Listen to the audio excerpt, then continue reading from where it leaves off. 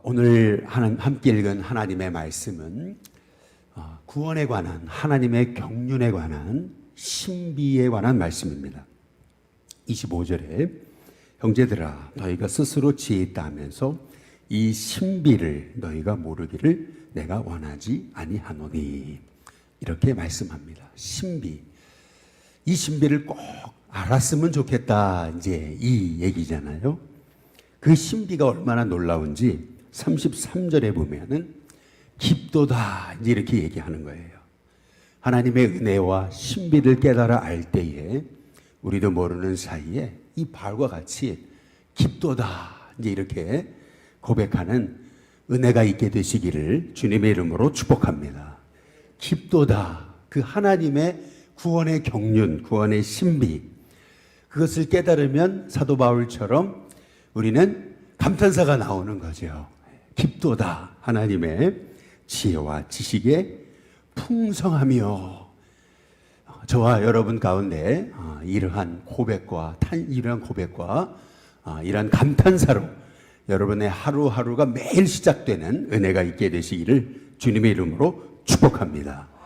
그래서 34절에 누가 주의 마음을 알았느냐, 이제 이렇게 이제 바울이 고백하거든요. 여러분, 이 마음을 알게 되시기를 주님의 이름으로 축복합니다.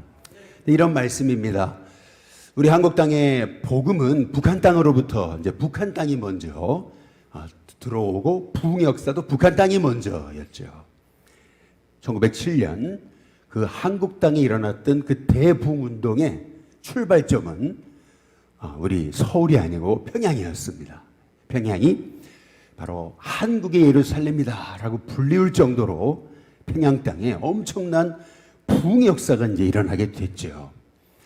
그런데 이상하게도 그 북한 땅이 공산화가 되어버렸습니다. 복음을 받지 않습니다. 복음의 문이 닫혔습니다. 그래서 그 결과로 우리 한국 땅에 하나님의 부흥의 역사가 일어나게 됐던 거죠.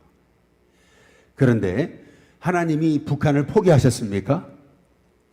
그렇지 않죠. 오늘 여기 25절에 보니까 중반 이후에 이 신비는 이방인의 어떤 수요? 이방인의 무슨 수요? 충만한 수가 들어오기까지 이스라엘의 덜어는 어떻게 된 거라고요? 우둔하게 된 것이다, 이제 이렇게 말씀하십니다. 북한 땅에 복음의 문이 닫혀요. 그리고 얼마나 우둔합니까? 아니, 어떻게 예수님이 그리스도시고 살아계신 하나님을 믿어야지 김일성 수령은 우리와 영원히 함께 하시다, 김일성 수령은 지금도 살아계시다, 뭐 이렇게 여러분 북한 땅에 이렇게 가보시면은 그런 그 배너들이 이제 붙어 있잖아요. 제가 중국에 갔을 때도 딱 접경지대에 있는데 보여요. 김일성 수령은 우리와 영원히 함께 계시다, 빨간 글씨로 이제 붙어 있죠. 참 이상해요. 왜 그렇게 북한 땅에 그 복음의 문이 이렇게 순식간에 닫혔냐는 것입니다. 여러분, 이 구원의 신비, 경륜, 여러분 이것을 우리가 어떻게 다 헤아릴 수가 있겠습니까? 그래서 33절에 보시면은 그의 판단은 그 다음 뭐라고 말씀하십니까? 헤아리지 못할 것이며 그의 길은 찾지 못할 것이로다. 우리가 어떻게 그 하나님의 구원의 경륜과 신비를 다 이해할 수가 있겠습니까? 예를 들면 이런 거죠. 북이스라엘이 남유다가 하나님 택한 백성이잖아요. 하나님이 그들을 통해 세계 열방에 복음의 씨앗을 뿌리시기 위해서 그들을 하나님의 씨로 삼으신 거거든요. 그래서 그 씨라는 단어가 스포라라고 하는 그러한 이제 말인 거거든요. 하나님이 그들을 구원의 씨앗으로 삼으셨는데 그들이 불순종하잖아요. 그래서 북이스라엘이 아수르에게 망합니다. 그리고 남유다는 바벨론에게 망하죠. 결국 하나님은 그들을 흩어놓으신 거예요. 그것을 디아스포라다라고 이제 말하는 거죠. 디아라고 하는 것은 영어에서 우리가 디바이드라고 하는 말이 나누다, divide, D라고 하는 단어가 나누다라고 하는 division이라고 하는 이 분열이라고 하는 말이 나누다라는 말인 것처럼 마찬가지로 이 디아스포라라고 하는 것은 하나님 흩어놓으셨다라고 하는 이제 그런 말이죠. 근데 참 놀랍게도 그 흩어진 백성들이 흩어진 땅에서 다시금 하나님을 찾기 시작하죠. 그들이야말로 남은 자였습니다. 그들이야말로 하나님이 세우신 그루터기였던 거죠. 그래서 그들을 하나님께서 하나님의 때가 되셨을 때 북이스라엘을 멸망시킨 아수르도 남유다를 멸망시킨 바벨론도 결국에는 무너지죠. 그리고 페르시아가 온 세상을 집권하게 됐을 때 하나님은 그 남은 백성을 다시 이스라엘 땅으로 보내셔서 다시금 하나님의 부흥의 역사를 일으키셨던 거죠. 참 하나님의 놀라운 구원의 이제 경륜인 것입니다. 그래서 사도 바울은 이렇게 얘기하는 거죠. 29절에 우리 같이 한번 읽어보겠습니다. 함께 읽습니다. 시작. 하나님의 은사와 부르심에는 후회하심이 없느니라. 하나님의 은사와 부르심에는 뭐가 없어요? 후회하지 않으신다. 여러분 이 말의 의미가 뭡니까? 이 말의 뜻이 뭐예요? 그냥 하나님은 후회만 안 하세요? 하나님의 은사와 부르심에는 후회하심이 없다. 이게 무슨 말입니까? 이 말의 의미는 하나님이 한번 택한 백성 반드시 버리지 않고 포기하지 않으신다. 라고 하는 이제 그런 말씀입니다. 여러분 뭐 잘 아시는 베이식 교회에 조정민 목사님이라고 계시죠. 근데 그 부인분이 은혜 받아가지고 새벽 기도를 나가고 그렇게 하나님의 은혜를 사모하는데 남편은 뭐 조금 남보다 똑똑하고 지혜 있고 그리고 지식 있고 또 유명하다고 해가지고 복음이 안 들어가죠. 오히려 예수님을 믿는 그 모습을 핍박을 하죠. 아내가 계속 새벽 기도를 나가니까 이 아내가 미쳤나 보다 이래가지고 그래서 쫓아가서 그냥 쫓아간 것도 뭔가 꼬투리를 잡기 위해서 한 번, 두 번 이제 갔던 것이 놀랍게도 너 예수께 조용히 나가 내 모든 짐 내려놓고 찬송을 부르는데 그냥 눈물이 터지는 역사가 일어나면서 이제 지금 목회자로 참 귀하게 쓰임받고 계시잖아요. 하나님께서 하시는 이 구원의 경륜, 이 신비 이걸 어떻게 우리가 이해할 수 있겠습니까? 그런데 남편의 불순종으로 인해서 실은 아내가 은혜를 입은 거죠. 남편이 핍박을 해줬기 때문에 아내가 더 하나님 앞에 엎드렸던 거죠. 그 참 놀라운 신비인 거예요. 여기 30절에 한번 보시면은 한번 같이 한번 읽어보겠습니다. 함께 있습니다. 시작. 너희가 전에는 하나님께 순종하지 아니하더니 이제는 이스라엘이 순종하지 아니함으로 이제 긍휼을 입었는지라. 이스라엘이 순종을 안 해요. 복음을 받지 않아요. 그래서 이방인에게 복음이 증거되게 되는 거죠. 유대인의 불순종으로 하나님의 복음의 그 시간표가 이방인에게 맞춰진 거죠. 31절에 보시면은 이와 같이 이 사람들이 순종하지 아니하니 이는 너희에게 베푸시는 긍휼로 결국에는 하나님의 계획이 뭐예요? 이제는 그들도 유대인들도 긍휼을 얻게 하려 하심이라. 남편이 아내를 핍박을 해요. 예수 믿는다고 핍박을 해요. 그런데 아내는 더 그럴수록 하나님께 엎드려요. 기도하게 돼요. 근데 놀랍게도 그 남편의 불순종이 아내로 하여금 하나님께 붙잡히게 했고 결국 하나님께 붙잡힌 아내가 그 기도로 말미암아 또 하나님의 은혜와 긍휼하심으로 남편의 구원을 받게 되는 역사가 있게 되는 거죠. 그래서 여러분의 삶에 누군가가 여러분을 힘들게 하거나 또 기도하는 영혼 중에서 그렇게 믿지 않은 그런 영혼들 또 믿다가 낙심한 나의 자녀들이 혹시 있다면 여러분 낙심하지 마시고 기도하는 저와 여러분이 될 수 있기를 주님의 이름으로 축복합니다. 왜냐하면 하나님의 은사와 부르심에는 뭐가 없어요? 후회하심이 없기 때문에 하나님의 은사와 부르심에는 후회하심이 없습니다. 이 하나님의 은혜가 깨달아지는 귀한 은혜가 있게 되시기를 주님의 이름으로 축복합니다.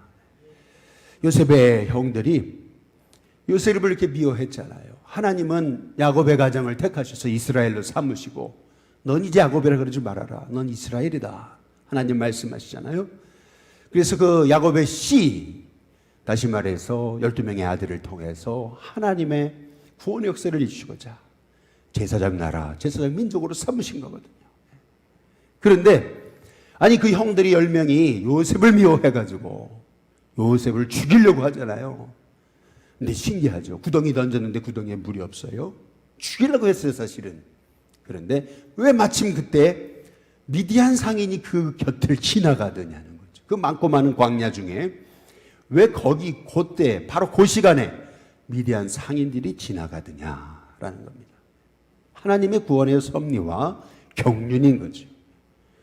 아유, 죽이지 말고 팔아버리자 그냥. 그래가지고 팔아넘기죠. 죽인 거나 다름이 없습니다. 아니, 죽인 줄 알았습니다. 그런데 애굽에 끌려갔던 그 요셉이요, 놀랍게도 그 고난을 통해서 하나님과 동행하잖아요. 그 보디발의 집에서, 말도 안 통하는 그곳에서, 문화도 다른 그곳에서 그 하피루라고 불리는 그 정말 천대받던 그 이스라엘 백성의 씨앗이 그곳에서 오히려 보디발의 눈에 들어가지고 가정 총부가 되잖아요. 그런데 또 보디발의 아내가 유혹을 해가지고 이제 또 감옥에 들어가죠. 뭐 요셉이 힘이 어디 있습니까? 누명을 씌우면은 그 누명을 쓰게 되는 거죠. 힘이 없는 사람의 특징이 아니겠어요? 누명을 씌우는데 어떻게 밑에 사람이 누명을 벗을 수가 있겠습니까? 결국에는 감옥에 들어가죠. 그런데 놀랍게도 그 사건들로 말미암아 요셉이 정말 하나님을 바라보게 되지요. 그렇다면 하나님이 형들을 포기하셨습니까? 그렇지 않습니다. 하나님의 때가 됐을 때 요셉을 애굽의 총리로 삼으시죠. 그리고 하나님의 약속대로 7년 풍년과 7년 흉년이 시작되죠. 그때 형들이 찾아오잖아요. 그리고 요셉은 형들을 용서하잖아요. 그리고 요셉의 그 고백 속에서 하나님의 경륜이 드러나잖아요. 형들이 날 팔아먹은 게 아닙니다. 형들이 미워한 게 아닙니다. 그러잖아요. 하나님이 나를 여기 보내신 겁니다. 여러분, 여기에 하나님의 구원의 경륜과 은혜가 있게 되는 줄로 믿습니다. 그래서 오늘 여기 말씀에 보니까 34절에 누가 그의 모사가 되겠느냐, 되었느냐. 누가 그의 모사가 되었느냐. 그 하나님의 구원의 경륜, 그 하나님의 계획을 누가 다 알 수 있겠느냐. 그래서 여러분 이것이 신비인 것입니다. 그래서 바울이 33절에 깊도다 라고 고백하는 거죠. 한번 따라해 보겠습니다. 깊도다. 예, 저와 여러분의 삶에 이런 고백이 끊임없이 흘러나올 수 있게 되시기를 주님의 이름으로 축복합니다. 깊도다. 예. 저와 여러분의 삶에 이거 참 얕네, 신앙이 얕네, 이것이 아니고 깊도다. 매일 이 구원의 경륜이 이렇게 깊었구나, 이렇게 깨달아 아는 은혜가 있게 되시기를 주님의 이름으로 축복합니다. 로마서는 1장부터 16장으로 되어 있죠. 우리가 보통 로마서를 1장에서부터 11장까지 그리고 12장에서부터 16장까지 이렇게 나눕니다. 두 부분으로. 그런데 이 로마서는 9장과 10장과 11장에 유대인의 구원에 관한 말씀이 나와 있는 거예요. 학자들은 이 제목을 이렇게 붙여놓은 거죠. 유대인의 구원. 그래서 9장, 10장, 11장을 그렇게 나눕니다. 그러나 우리가 오늘 말씀을 통해서 함께 살펴보셨듯이 이건 단순히 유대인의 구원이 아닙니다. 단순히 유대인의 구원만을 얘기하기 위해서 바울이 로마서를 쓴 게 아니죠. 그럼 로마에 있는 이방인들은 어떻게 되는 겁니까? 로마의 편지를 보내는 거잖아요. 로마의 이방인들에게 이 복음을 알려주고 있는 거잖아요. 그렇다면은 오늘 우리가 함께 보신 이 말씀은요, 단순히 유대인의 구원이 아니고 바로 하나님의 온 열방과 온 백성들을 향한 구원의 경륜을 하나님께서 말씀하고 계시는 거죠. 그래서 이 구원의 경륜을 깨달은 사람만이, 구원의 신비를 깨달은 사람만이, 그래서 매일 그 삶 속에 한 번 더 따라해 보겠습니다. 깊도다, 깊도다를 고백하는 사람만이 로마서 12장 1절에서부터 그러므로 형제들아 내가 하나님의 모든 자비하심으로 너희를 권하노니 너희 몸을 하나님이 기뻐하시는 거룩한 산제물로 드리라. 이 구원의 경륜을 깨달은 사람만이 자기의 몸까지도 하나님 앞에 제물로 드리는 역사가 일어나게 되는 거죠. 그리고 이렇게 하나님의 구원의 경륜을 깨달은 사람만이 이 세대를 본받지 않습니다. 세대 따라가지 않습니다. 그래서 너희는 이 세대를 본받지 말고 오직 마음으로 새롭게 되죠. 이 구원의 경륜을 깨달은 사람만이. 내 생각 속에 갇히지 않아요. 저 사람은 안 돼. 글렀어. 여기는 안 돼. 그러지 않는다는 거죠. 저 북한 땅은 안 돼. 그러지 않는다는 거죠. 그래서 이 구원의 경륜을 깨달은 사람만이 하나님의 선하시고 기뻐하시고 온전하신 뜻이 무엇인지 분별하게 되는 거죠.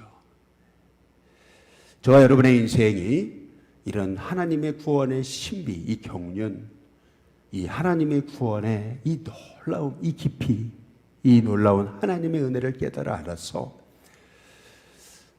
하나님이 포기하지 않으셨는데 우리가 포기하는 그런 어리석음을 버리고 하나님이 구원하지 못할 사람은 없습니다. 깨달아 알고 기도하면서 하나님이 깨닫게 하시려면은 하나님이 손들어 치실 수도 있는 거고, 하나님이 깨닫게 하시려면 하나님이 돌아오게 하실 수도 있는 거고, 하나님이 깨닫게 하시려면은 하나님이 기적적인 역사를 베푸실 수도 있는 거고, 이걸 어떻게 우리가 다 알겠습니까? 35절에 누가 먼저 주께 드려서 갚으심을 받겠냐? 누가 이 하나님의 구원의 경륜을 다 알 수 있겠느냐는 겁니다. 누가 먼저 되고 누가 나중되고 누가 다 알 수 있겠어요? 몰라요. 하나님의 구원의 경륜을 우리는 단순히 믿고 신뢰하는 거죠. 그래서 36절 이는 만물이 주에게서 나오고 주께로 말미암고 주께로 돌아갈지라. 결국 저와 여러분의 인생은 하나님의 구원의 경륜 속에 있습니다. 그 하나님의 구원의 경륜, 구원의 신비, 구원의 능력, 구원의 축복을 의지하면서 오늘 한 날의 삶이 깊도다. 이 하나님의 지혜와 지식이 풍성하며 깊도다. 이 하나님의 구원의 경륜과 이 축복이요. 깊도다. 이 하나님의 놀라우신 그 도우심과 은혜요. 나 같은 자를 구원하신 하나님. 사도 바울이 고백하는 것은 나 같은 자도 하나님 구원하셨는데 참 이상한 거예요. 스데반을 구원하시고 스데반이 순교자가 되게 하셨어요. 바울은 불순종했어요, 당시에. 그런데 놀랍죠? 그 바울을, 불순종하던 바울을요, 어떻게 하세요? 눈이 멀게 하시잖아요. 그리고 나서 바울을 하나님의 종으로 세우시고 일으키시잖아요. 이 구원의 경륜, 이걸 생각해 보면은 하나님이 나도 버리지 않으셨는데, 하나님이 나 같은 사람도 택하셨는데, 어찌 하나님이 저 이스라엘을, 저 북한 땅을, 저 복음을 받지 않은 영혼을 포기할 수 있는가? 이 바울의 이 놀라운 고백이에요. 저와 여러분에게 이러한 구원의 경륜, 하나님의 은사와 부르심에는 절대 후회하심이 없다. 저와 여러분의 삶 속에 이 고백으로 사시는 귀한 은혜가 있게 되시기를 주님의 이름으로 축복합니다.